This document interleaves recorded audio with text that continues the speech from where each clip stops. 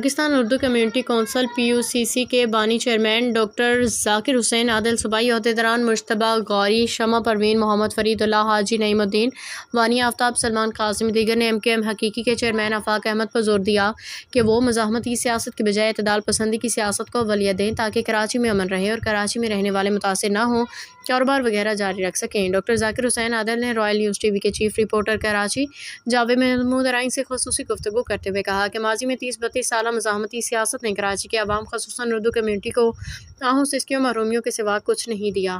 زمانے میں جو بھی انقلاب آتے ہیں وہ دانشور و اہل قلم کے باعث آتے ہیں۔ ڈاکٹر ذاکر حسین عادل نے مزید کہا کہ منزل و مہاجر صوبے کے حصول کے لیے قانونی اور سیاسی تدابیر کی ضرورت ہے، اس لیے کہ کراچی میں بسنے والے سب ایک دوسرے کے بھائی ہیں۔ تاہم ضرورت اس بات کی ہے کہ اردو کمیونٹی متحد ہو اور اپنے اندر بیداری پیدا کرے اور اندھی سیاسی تقلید سے باز رہیں۔ اسی میں اسی کا روشن مستقبل ہوگا۔ آنے والی